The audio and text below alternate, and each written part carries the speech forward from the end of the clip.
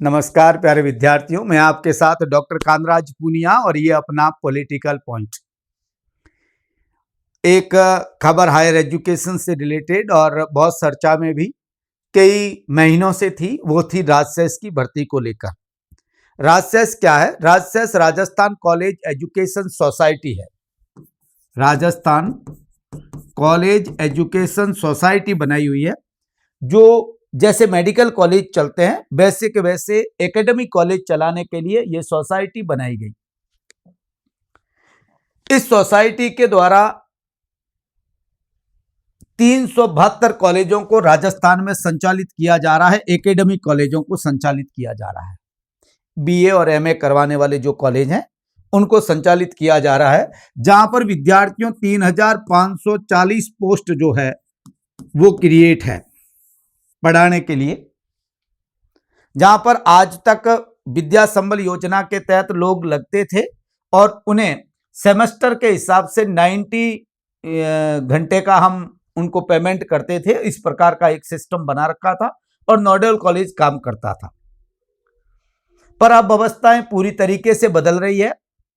सरकार ने कर्मचारी चयन बोर्ड को 3540 पदों के लिए विज्ञप्ति जारी करने और इन्हें अस्थायी रूप से भरने का नोटिफिकेशन जारी कर दिया है, भेज दिया है उनको ऑर्डर, और 1-2 दिन में कर्मचारी चयन बोर्ड नोटिफिकेशन जारी कर देगा। मैं आज ये बात कहने आया हूं कि इन पोस्ट पर कौन आ सकता है, इस पर जो लगे हुए हैं उनका क्या होगा, इनके लिए योग्यता क्या चाहिए और ये क्या गजेटेड अफसर है या नहीं है और इनको मिलेगा क्या। ये बहुत इंपॉर्टेंट बातें हैं। कई विद्यार्थी मेरे से कंटिन्यू पूछ रहे थे, तो मैंने कहा आपको मैं जनरली बता दूं और आप भी इसको अपने दोस्तों तक पहुंचा दीजिए कि आवश्यकता, देखिए मजबूरी और आवश्यकता दोनों अलग अलग चीजें होती है, मगर जब सरकारें आपकी आवश्यकता को मजबूरी समझकर उस मजबूरी का फायदा लेना चाहे तब फिर ऐसा होता है, जैसा मैं आपको अभी बता रहा हूं। यह भर्ती अब स्टेट लेवल पर होगी, नोडल कॉलेज लेवल पर नहीं होगी। और कर्मचारी चयन बोर्ड जो है हमारा, वो कर्मचारी चयन बोर्ड इस भर्ती को करवाएगा।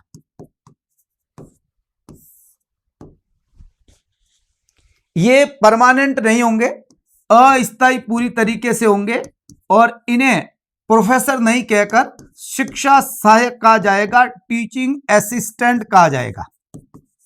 यह एक नया पद है जो कॉलेज के अंदर पढ़ाने का काम करेगा।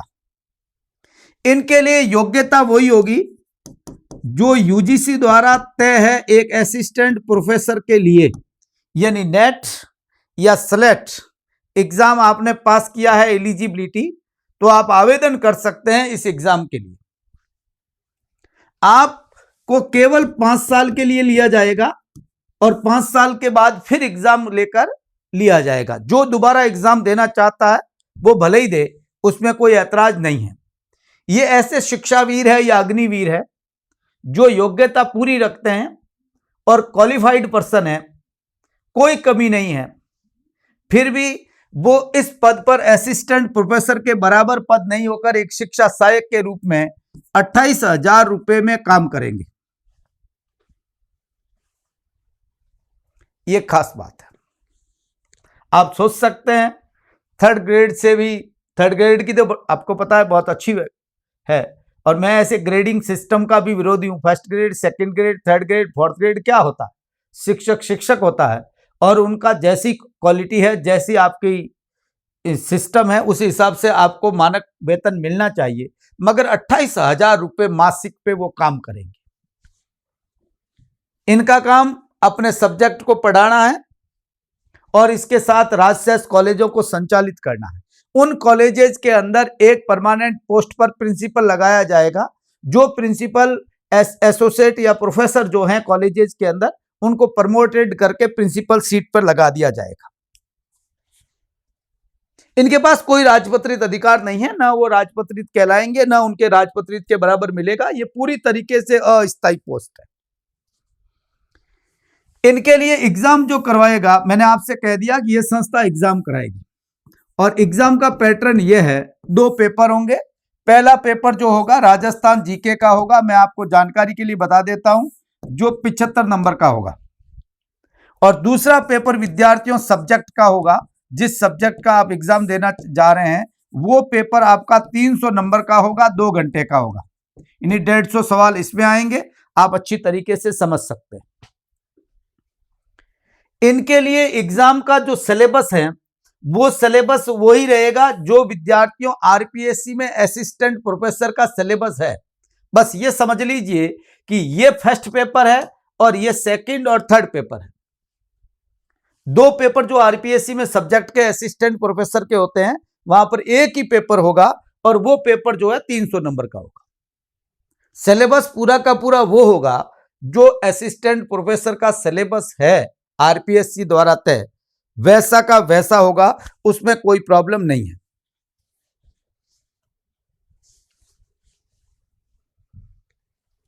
इन कॉलेजेस के अंदर पूरी तरीके से वित्तीय अनुमति मिल जाएगी, अकाउंट खुल जाएगा, व्यय करने का अधिकार मिल जाएगा। और आपको पता है वेतन तो ऐसे ही स्टेट लेवल से आता है, तो वहां से अपने आप इनके खाते में जमा होते रहेंगे और परमानेंट स्थायी पोस्ट पर एक प्रिंसिपल रहेगा। बाकी सब इन पदों पर काम करने वाले ये शिक्षा सहायक होंगे। ये कैडर आप समझ सकते हैं कि 3500 लोगों का कैडर है जो प्रेजेंट टाइम में राजस्थान में permanent assistant, associate and professor काम कर रहे हैं, उसके बराबर का कैडर हो गया है। यानी सरकार को इन लोगों की कोई जरूरत नहीं है जो प्रेजेंट टाइम असिस्टेंट, एसोसिएट और प्रोफेसर पद पर हैं। यदि ये जाते हैं तो ये लोग अपने आप काम संभाल लेंगे और वो इतने पेमेंट में संभाल लेंगे।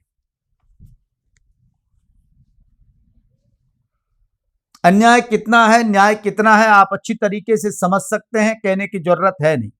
और आज के युग में और भी कहने की जरूरत नहीं है, सीधा कहते हैं। और मैंने कई बार इस मामले में कहा भी है कि ये वास्तव में किसी भी व्यक्ति की मजबूरी का फायदा लेना और कैसे फायदा उठाया जाए, इसकी यदि कोई डिप्लोमेटिक तरीका हो सकता है तो इससे बेहतरीन कोई तरीका नहीं हो सकता। हम आंगनवाड़ी कार्यकर्ता नहीं लगा रहे हैं, हम कोई मजदूर का काम करने के लिए नहीं लगा रहे हैं। जब तक इन पदों पर आने वाले लोग यदि एलिजिबल है, मेरा यह मानना है कि आप योग्यता वही मांग रहे हैं और पूरी तरीके से एलिजिबल लोगों को ले रहे हैं, तो आपको यूजीसी के द्वारा तय किए गए जो वेतन के मानक है वो भी आपको इन्हें मिलना चाहिए। ये सिंपल सी चीज है और होना चाहिए, मेरा ये मानना है। ऐसा नहीं किया जाता है तो गलत है। राजस्थान के अंदर हायर एजुकेशन के अंदर काम करने वाले शिक्षकों का संगठन है, जो शिक्षक संगठन तो नहीं है, वो शैक्षिक संगठन है, जिसको विद्यार्थियों अखिल भारतीय राष्ट्रीय शैक्षिक महासंघ कहा जाता है। मैं आपको बता दूं, एबीआरएसएम इसको लेकर विरोध प्रदर्शन हर जगह कर रहा है। हमने भी बाड़मेर डिस्ट्रिक्ट कलेक्टर लेवल पर भी ज्ञापन दिया है कि ये भर्ती ऐसी नहीं होनी चाहिए, ये कुठाराघात है, हायर एजुकेशन के साथ धोखा है और हिंदुस्तान को विश्व गुरु बनाएगा कि नहीं बनाएगा, मगर गर्त में धकेलेगा। ये सही नहीं है। मगर सरकारी सीट पर बैठा हुआ आदमी कितना कह सकता है, उतना ही कह सकता है, इससे ज्यादा नहीं कह सकता। कुछ समाज का और अन्य लोगों का भी उत्तरदायित्व तो जरूर होता है कि वो इन बातों को समझे, और पॉलिटिकल पर्सनालिटीज का भी। एक बात और जो सबसे महत्वपूर्ण है, इन पदों पर वर्तमान में जो लोग काम कर रहे हैं उनका क्या होगा। और वो लोग लगातार चिंतित भी थे, पिछले 4-5 महीने से लगातार ये बात चल रही थी कि साहब हमारा क्या होगा। हमने 2021 से हम यहाँ इस पद पर काम कर रहे हैं और आप हमें 54,000 जो वेतन पेमेंट कर रहे थे, तो हमारा क्या होगा।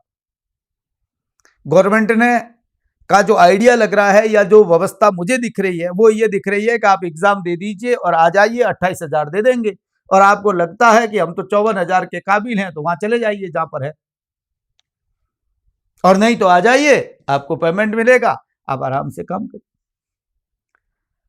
जो लोग लगे हुए हैं वो ये भी चाहते हैं कि कुछ भी हो, निकाला तो नहीं जाए, और एग्जाम देंगे तो हम तो एग्जाम में लगातार आपके गांव दूर दराज में बैठे हुए 2021 से ये काम कर रहे हैं, तो एग्जाम की भर्ती के अंदर क्या हमारा मेरिट में स्थान बन पाएगा? और यदि नहीं बन पाता है तो हमारा क्या होगा? इसको लेकर वो चिंतित है और वाजिब बात भी है उनकी। पर शिक्षक संगठन ये चाहता है या शैक्षिक महासंघ ये चाहता है कि इस प्रकार की व्यवस्थाएं करनी भी नहीं चाहिए, और जिन लोगों को आपने लिया है यदि वो एलिजिबल है और ठीक तरीके से काम कर रहे हैं तो उन लोगों को आप निकाल कर यदि बार करेंगे, और आपने इतने साल तक 5 साल 4 साल तक काम कराया, तो उनकी लाइफ के साथ क्या होगा? और यहां मुझे कुछ भी नहीं लगता, इसके हिसाब से मुझे नहीं लगता है कि कहीं भी उनको बोनस दिया जाएगा या मेरिट में स्थान दिया जाएगा या कुछ दिया जाएगा। हाँ, न्यायालय का आदेश अलग बात है। यदि वो लोग कोर्ट जाते हैं और कोर्ट जाने के बाद यदि वो अपनी बात कहते हैं तो कोर्ट, सीधी सी बात है, कोर्ट युक्ति संगत फैसला करेगा, और तय बात है कानूनी हिसाब से उन लोगों को बार नहीं किया जा सकता, क्योंकि अस्थायी यदि आप भर रहे हैं तो स्थायी आपने लगा रखे हैं, उनको रहने दीजिए। आप क्यों निकाल रहे हैं? मेरे ख्याल से इस बात का सरकार के पास क्या जवाब होगा मुझे नहीं पता, मगर सरकार अब ये सोच रही है, जो तोड़ उनके पास है वो ये है कि हम सब कोई प्रोफेसर नहीं ले रहे हैं, हम तो शिक्षा सहायक ले रहे हैं, और ये पोस्ट ऐसी पोस्ट होगी कि जिस दिन सरकार चाहेगी उस दिन खत्म कर देगी। मगर डेमोक्रेसी के युग में जहां जनता के वोटों से सरकारें चलती है, वहां पर विद्यार्थियों ऐसा फैसला लेना मुझे नहीं लगता है कि ठीक होगा, कि वो पोस्ट एक बार भर देंगे और 5 साल बाद उनको निकाल देंगे और नए को ले लेंगे ना, ऐसा नहीं होगा। हाँ, ये जरूर है कि इन पोस्ट पर आने वाले लोग अपनी लड़ाई लड़ेंगे, लाइफ के लिए अपना काम करेंगे, एग्जाम देंगे, और यदि कहीं और सिलेक्शन होता है तो वहां वो चले जाएंगे। जो पीछे रहेंगे वो अपना काम करते रहेंगे। आप सोच सकते हैं हम विश्वगुरु बनने से कितने दूर हैं, ये कहने की जरूरत है नहीं, पर ऐसा करना ठीक नहीं है।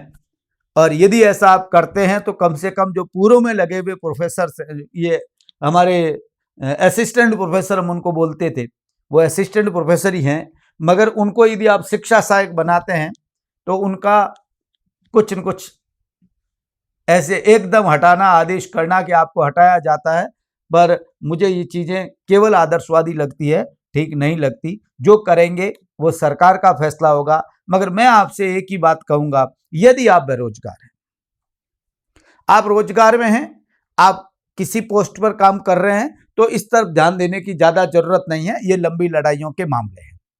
यदि आप बेरोजगार हैं और तैयारी कर रहे हैं, स्टूडेंट से अभी फ्री हुए हैं और क्लियर बात है पीजी हो चुकी है, यूजीसी नेट हो रखी है, तो आपको असिस्टेंट प्रोफेसर के सिलेबस को लेकर तैयारी करनी चाहिए, और अपने सब्जेक्ट में, जैसे पॉलिटिकल साइंस का मैं प्रोफेसर हूं, तो पॉलिटिकल साइंस के अंदर सबसे ज्यादा पोस्ट होगी, इसमें कोई शक नहीं है।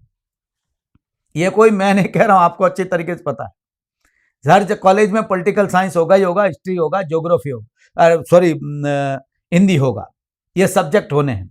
तो आपको असिस्टेंट प्रोफेसर के सिलेबस के हिसाब से तैयारी करनी चाहिए। और ये एग्जाम मैं आपको कह देता हूं कि विद्यार्थियों जुलाई से पहले हो जाएगा, क्योंकि जुलाई के अंदर नया सत्र शुरू होते ही, ऐसे ये चल रहा है सेमेस्टर सिस्टम, मुझे नहीं लगता इसमें इतनी जल्दी काम हो जाएगा, मगर जुलाई से पहले पहले ये भर्ती कंप्लीट हो जाएगी और इनको यहां भेज दिया जाएगा, शिक्षा सहायक को इस कॉलेजों के अंदर जो 372 कॉलेज है उसमें लगा लिया जाएगा। मैं केवल इशारा कर सकता हूं, और मैं इस बात का जबरदस्त विरोधी हूं। जितना मैं कर सकता हूं उतना विरोध करता हूं, और अब हमारा संगठन जितना कर सकता है उतना करते हैं, क्योंकि हम लोग, हर आदमी, हर व्यक्ति, जहां पर शिक्षा, समाज और राष्ट्र की बात होती है, वहां पर हमें एक रहना चाहिए। भले ही पॉलिटिकल अथॉरिटी कैसे भी काम कर रही है, यदि हम सच नहीं बोलेंगे तो विद्यार्थियों, हमें कभी भी आने वाला समाज माफ नहीं करेगा, क्योंकि वो एक बात कहेगा कि जिस समय ये हो रहा था उस समय आप कहां थे, और आप यदि वहां थे तो आपने क्या बोला था। इसलिए मैं लगातार इस मामले पर, आप अच्छी तरीके से जानते हैं कि मैंने 4 महीने पहले भी और 1 साल पहले भी ये बात कही, और आज फिर मैं ये बात कह रहा हूं कि ये जो अब हो रहा है, और बहुत नजदीक चले गए हैं, और जुलाई तक ये काम हो जाएगा।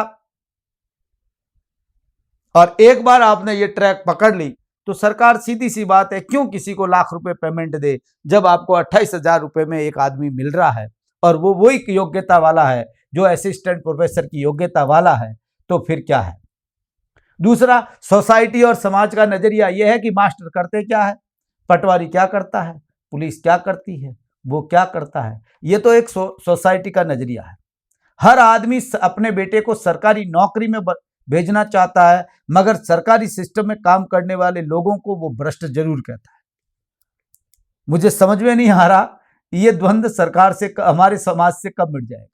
हम हमारे औलाद को सरकारी बनाना चाहते हैं मगर हम उसको भ्रष्ट कहते हैं। इसका मतलब हम, हमारे समाज की इच्छा तो यह है कि हम भी उनको भ्रष्ट बनाना चाहते हैं।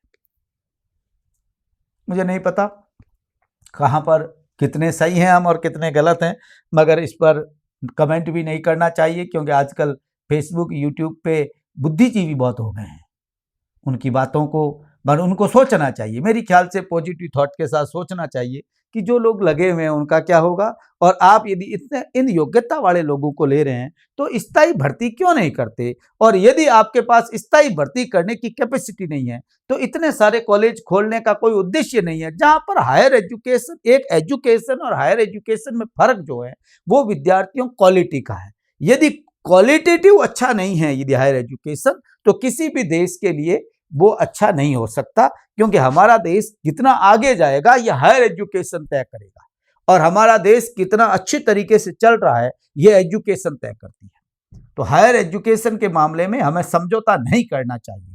और इसमें यदि बुद्धिजीवी लोग हैं तो वो कोर्ट भी इसमें इंटरफेयर करेगा। यदि कोर्ट जाएंगे लोग तो 100% इसमें इंटरफेयर करेगा, पूछेगा जरूर सरकार से कि आप क्या चाहते हैं, जैसा यूजीसी बिल के मामले में पूछा और ऐसा और भी कई मामलों में पूछा कि आप चाह क्या रहे हैं। मुझे सूर्यकांत साहब, सीजीआई साहब का जो यूजीसी रेगुलेशन जो अभी 2026 में 13 जनवरी को लागू किया, उस पर जब उन्होंने कमेंट किया तो मुझे लगा कि वास्तव में अब बस बहुत हो गया, बहुत हो गया। क्योंकि जब हमारे उच्चतम पद पर बैठे हुए लोग ये कहते हैं कि आप देश को किधर ले जाना चाहते हैं, सरकार से पूछते हैं, और सरकार के सामने बैठा हुआ यदि हमारा अटॉर्नी जनरल जो सरकार का एडवोकेट है, सॉलिसिटर जनरल, वो ये बात कह नहीं पाता है, जवाब नहीं दे पाता है, तो कुछ चीज़ें गलत है, उसमें कोई शक नहीं। मैं आपको बहुत बहुत शुभकामनाएं दे सकता हूं और कुछ नहीं। बस आप यदि बेरोजगार हैं तो हम बेरोजगारों के लिए ये हमें जाना है, क्लियर बात है। तो आप काम करिए अच्छी तरीके से, बाकी वेतन और योग्यता, पेपर, एग्जाम 100% ये जुलाई से पहले काम हो जाएगा। आप मेरा कॉन्फिडेंस से कह रहा हूं मैं, आप मत सोचिए ये लंबा जाएगा। और सीधा एग्जाम, मेरिट बनी, कोई इंटरव्यू नहीं होगा, इसमें कोई साक्षात्कार जैसी बात नहीं रखी जाएगी। सीधा 75, 375 की मेरिट बना के लेंगे, बस। अस्थायी है और अस्थायी रूप से लगा लिया जाएगा, कॉलेज अलॉट हो जाएगा मेरिट के हिसाब से। आपके सामने सीट स्केल खुली होगी और कह देंगे किस कॉलेज में जाना है। मेरिट के टॉप हो तो अपनी पसंद मिलेगी और नीचे हो तो फिर जो कॉलेज खाली है वो मिलेंगे आपको, और उस हिसाब से आपको कॉलेज अलॉट हो जाएगा। 5 साल तक आपको उसी कॉलेज में रखा जाएगा और 5 साल बाद आपको फ्री कर दिया जाएगा। अब इसी बीच कुछ और मामला आता है तो बात अलग है, मगर अब तक स्थिति यही है। बहुत बहुत धन्यवाद।